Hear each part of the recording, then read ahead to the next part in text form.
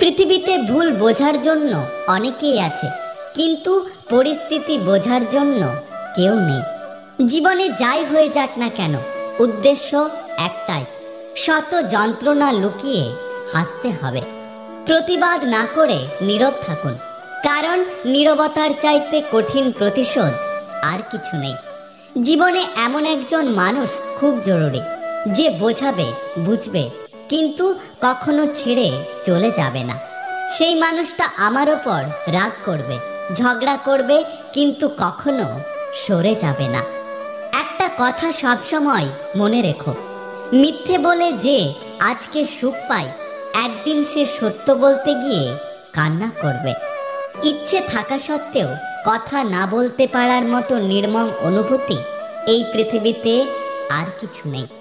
মানুষের সোজাসুজি আঘাতে ভয় লাগে না, ভয় তো লাগে সেই মানুষগুলোকে যারা সামনে বন্ধু সাজে আর পেছন থেকে আঘাত করে। একটা কথা কি জানো তো, আমি কারো শখের মানুষ না, আমি হলাম সেই মানুষ যাকে খুব সহজেই ব্যবহার করে ছুঁড়ে ফেলা যায়। আগে বন্ধু হারাতে ভয় পেতাম, আর এখন বন্ধু বানাতে ভয় পাই। রূপ, যৌবন আর অর্থ এসব আপনার সাময়িক পরিচিতি।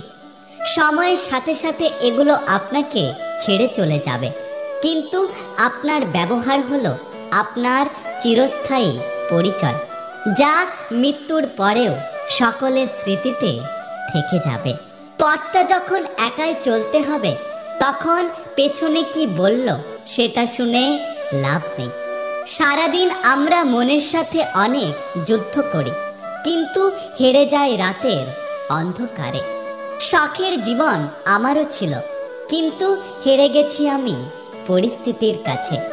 এখনকার দিনে একটা কথা মনে রেখো, উদ্দেশ্য ছাড়া কেউ কখনো কাছে আসে না, আর স্বার্থ ছাড়া কেউ কখনো পাশে থাকে না।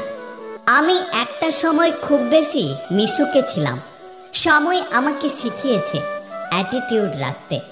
কাউকে তার ভালো মন্দ বেশি বোঝাতে যাবেন না, এতে আপনি খারাপ হয়ে যাবেন।